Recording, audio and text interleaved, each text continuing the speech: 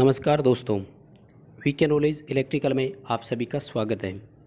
दोस्तों, कुछ दिन पहले मैंने उत्तर प्रदेश में आईटीआई इंस्ट्रक्टर की वैकेंसी को लेकर एक वीडियो डाला था और उस पर आप सभी के काफ़ी सारे कमेंट्स आए। एज ए क्वेश्चन इस तरह से वो सवाल थे कि उन सभी का रिप्लाई करना ज़रूरी हो जाता है। तो इस वीडियो में मैं आपके सभी कमेंट्स का, सभी सवाल का जवाब देने वाला हूँ। वीडियो को लास्ट तक ज़रूर देखना। यदि आपने उस वीडियो पर कमेंट किया था तो मैं आपको सभी रिप्लाई इसमें दे दूंगा, आप अपना उत्तर देख सकते हैं। यानी आपने सवाल किया था मोस्टली कि एक्सपीरियंस किस तरह का चाहिए, कब का होना चाहिए, पहले का, बाद का, टीचिंग का, किसी फैक्ट्री में काम किया हुआ वो सब, ट्रिपल सी होना ज़रूरी है या नहीं, सीटीआई ज़रूरी है या नहीं, ये आप सभी के सवाल थे। इनका एकदम सटीक आंसर आपको देने वाला हूँ। सारे डाउट आपके क्लियर हो जाएंगे। वीडियो को बस लास्ट तक आप देख लेना। पसंद आ जाए तो लाइक कर देना। आपके सवाल का जवाब इसमें आया है तो लाइक करना, कमेंट करके ज़रूर बताना कि हमें रिप्लाई मिल गया। चैनल पर नए हो तो सब्सक्राइब ज़रूर करना। चलिए दोस्तों, शुरू करते हैं एक एक करके सवालों से। सबसे पहले सवाल है मनोज यादव का। सर, एक्सपीरियंस एक्सप्लेन कर दीजिए। आई मीन किसी कंपनी में काम करने का और सर्टिफिकेट भी, या टीचिंग लाइन का सर्टिफिकेट भी। तो देखो भाई मनोज, बात ऐसी है कि सर्टिफिकेट आपका किसी कंपनी में काम करने का भी चलेगा, इंडस्ट्री में काम करने का भी चलेगा, और आपका as a teacher, as a trainer भी चलेगा। लेकिन एज ए टीचर या एज ए ट्रेनर आपका सर्टिफिकेट उस पर्टिकुलर ट्रेड से ही होना चाहिए। जैसे आप इलेक्ट्रीशियन हो तो इलेक्ट्रीशियन में ही टीचिंग का होना चाहिए। दूसरी बात, टीचिंग का सर्टिफिकेट तब काउंट होना चाहिए जब आपका फाइनल रिजल्ट आ चुका था उस दिन से। मान लीजिए आपका जो एग्ज़ाम है वो 1 जुलाई 2018 को हुआ, लेकिन रिजल्ट अगर 1 दिसंबर 2018 को आया तो आपका एक्सपीरियंस 1 दिसंबर 2018 से काउंट होगा, ये ध्यान रखें। दूसरी बात, अगर किसी फैक्ट्री में आपने काम किया है तो वो फैक्ट्री गवर्नमेंट अप्रूव्ड होनी चाहिए और उसका अपना एक टिन नंबर या टेन नंबर होना चाहिए, यानी ट्रेडर्स इंडस्ट्रियल अकाउंट नंबर होने चाहिए, तो आप ले सकते हैं। उस एक्सपीरियंस सर्टिफिकेट में आपके काम करने का तरीका, मतलब जॉब की नेचर कैसी थी, आपने किया क्या वहाँ पे, आपको सैलरी कितनी मिली और आपके काम करने का ड्यूरेशन क्या था, ये तीनों चीज़ें उसमें मेंशन होना भी ज़रूरी है, ये ध्यान रखें।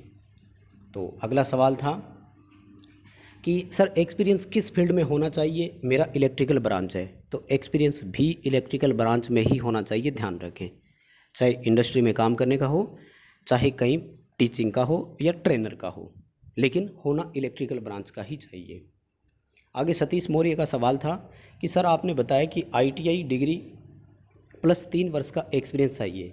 एक्सपीरियंस किस डिपार्टमेंट का चाहिए सर, सीटीआई या अदर कंपनी का, सर बताइएगा ज़रूर। तो एक्सपीरियंस के बारे में बात हो चुकी है, पहले सवाल के जवाब में उत्तर हो गया था। कहीं का भी एक्सपीरियंस हो चलेगा, बस वो अप्रूव्ड होना चाहिए। उसके बाद है निधि तिवारी का, डिप्लोमा वालों का प्रोसेस क्या रहेगा प्लीज़ सर रिप्लाई में। डिप्लोमा वालों की सेम प्रोसेस है आईटीआई वालों के जैसी, बट फ़र्क इतना है कि डिप्लोमा वालों को 2 वर्ष का एक्सपीरियंस चाहिए। तो डिप्लोमा अगर आप है तो आपके पास 2 वर्ष का एक्सपीरियंस आपका होना चाहिए। जिस ब्रांच से आप डिप्लोमा होल्डर है उसी ब्रांच से आपका सर्टिफिकेट एक्सपीरियंस वाला भी बना हुआ होना चाहिए। अगला सवाल है रोहित सिंह का कि असेंशियल क्वालिफिकेशन में सीआईटीएस मांगा है, बिना उसके नहीं अप्लाई कर सकते क्या। ये बहुत अच्छा सवाल है भाई। ध्यान रखें, सीटीआई कंपलसरी नहीं है। अगर सीटीआई है तो आपको उसके 10% बोनस अंक मिलेंगे, अदरवाइज़ उसकी जगह आपके मार्क्स जो है वो 0 हो जाएंगे। यानी अगर सीटीआई है तो आपको 10% बोनस मिल जाएगा, अदरवाइज़ आपको उसका बोनस नहीं मिलेगा। लेकिन आप ITI plus experience, diploma plus experience base पर भी फॉर्म अप्लाई कर सकते हो, कोई प्रॉब्लम नहीं आएगी। जैसे मान लीजिए किसी स्टूडेंट के सीटीआई में 80% मार्क्स है तो इसको 8 नंबर बोनस के मिल जाएंगे। किसी स्टूडेंट ने सीटीआई नहीं की तो उसको यहाँ पर 0 अंक मिलेंगे, यानी वो आपसे यहाँ पर 8 नंबर आगे हो जाएगा सीटीआई के मामले में। डिफरेंस केवल इस बात का रहेगा, सीटीआई कोई कंपलसरी नहीं है, उन्होंने स्पष्ट ऐसा लिखा हुआ दिया है हमें। अगला जो सवाल है वो है देवेंद्र सिंह का कि सर एक्सपीरियंस किसका होना चाहिए। तो उम्मीद करता हूँ एक्सपीरियंस वाले सारे सवाल आपके आ चुके हैं पहले ही, और लास्ट में एक बार सबके लिए रिपीट कर दूंगा। राजपूत जी टॉप 10 पूछ रहे हैं कि एक्सपीरियंस टीचिंग का होना चाहिए या वर्किंग का। तो देखो एक्सपीरियंस के सारे सवाल कंप्लीट हो चुके हैं। मुझे नहीं लगता कि आपको एक्सपीरियंस वाले सवाल अब और रिप्लाई करने की ज़रूरत है।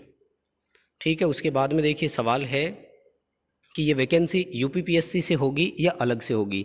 तो उत्तर प्रदेश लोक सेवा आयोग ही करवाएगा इसको, यूपीपीएससी से ही होगी।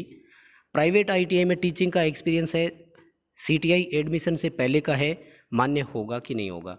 देखिए अनुभव अलग चीज़ है और सीटीआई अलग चीज़ है। आपका अनुभव काउंट किया जाएगा, भले सीटीआई से पहले का हो भले सीटीआई के बाद का हो, कहीं कोई प्रॉब्लम नहीं होगी। आईटीआई के रिजल्ट के बाद का आपका एक्सपीरियंस गिना जाएगा। ठीक है, ये दयाराम बिंड का सवाल था। और अमित का सवाल है कि सर 3 साल का एक्सपीरियंस प्राइवेट कंपनी में जॉब का चल सकता है क्या? बिल्कुल चलेगा, कहीं कोई प्रॉब्लम नहीं आएगी। बस उसमें आपका डिटेल होना चाहिए, आपने क्या काम किया था, मतलब एज ए इलेक्ट्रिशियन या जो भी, और आपको वेतन कितना मिला, ये डिटेल उसमें होनी चाहिए। ठीक है, और ये है कौन आगे, सुमित। CITS ज़रूरी है क्या? ITI plus experience plus apprenticeship है, हो सकता है क्या? CTI ज़रूरी नहीं है, मैंने बताया आपको 10% बोनस अंक नहीं मिलेगा, बस इतना सा नुकसान है। और ITI प्लस एक्सपीरियंस के बेस पर आप अप्लाई कर सकते हो, कहीं कोई प्रॉब्लम आपको इसमें नहीं आएगी। राजीव का सवाल है कि असेंशियल क्वालिफिकेशन का क्या मतलब होता है, क्या CTI चाहिए क्या? असेंशियल का मतलब होता है अनिवार्य, लेकिन CTI अनिवार्य नहीं है, ध्यान रखें। जीनियस स्टडी का सवाल है कि सर एक्सपीरियंस कंपलसरी है क्या? बिल्कुल एक्सपीरियंस कंपलसरी है, बिना अनुभव के आप अप्लाई नहीं कर सकते। यानी फ्रेशर जो होगा वो स्टूडेंट अप्लाई नहीं कर सकता। एक्सपीरियंस कंपलसरी है। फोरमैन के लिए एलिजिबल है क्या? फोरमैन के लिए देखो ज़्यादातर सीटें प्रमोशन से ही भरी जाएगी, इसलिए फोरमैन में फॉर्म अप्लाई करने में फ़ायदा नहीं है। जहाँ तक मेरा मानना है आप इंस्ट्रक्टर के लिए ही अप्लाई करें, फोरमैन में मोस्टली प्रमोशन से ही सीटें भरी जाएगी। जितेंद्र सिंह का सवाल है कि बिना एक्सपीरियंस वाले नहीं भर सकते क्या सर जी? तो बिल्कुल बिना एक्सपीरियंस वाले नहीं भर पाएंगे। एक्सपीरियंस कंपलसरी है, ये ध्यान रखें। ITI के लिए 3 वर्ष का, डिप्लोमा के लिए 2 वर्ष का और बीटेक के लिए 1 वर्ष का कम से कम एक्सपीरियंस ज़रूरी है। CTI है तो आपको बोनस अंक मिल जाएगा। जनार्दन प्रसाद कह रहा है कि एक्सपीरियंस CTI के पहले का चलेगा क्या? तो ये सवाल रिपीट हो चुका है, पहले आ गया ये सवाल। बिल्कुल चलेगा, CTI से पहले का हो या बाद का हो, दोनों गिने जाएंगे। CTI कंपलसरी है क्या? फिर से आ गया सवाल, तो मैंने बताया CTI कंपलसरी नहीं है। ठीक है, और जो PET का फॉर्म नहीं भरा, तो देखिए यहाँ PET का कोई रोल नहीं है। ठीक है, इसमें कहीं कोई दिक्कत नहीं है। स्किल टेस्ट होगा क्या? नहीं, केवल इसमें स्किल टेस्ट नहीं होता, राजस्थान में तो इंटरव्यू होता है इंस्ट्रक्टर के लिए, और अब शायद वो भी बंद कर दिया जाएगा। हाँ सर, मैंने ITI CCC किया है, क्या मैं एलिजिबल हूँ? एक्सपीरियंस होना ज़रूरी है।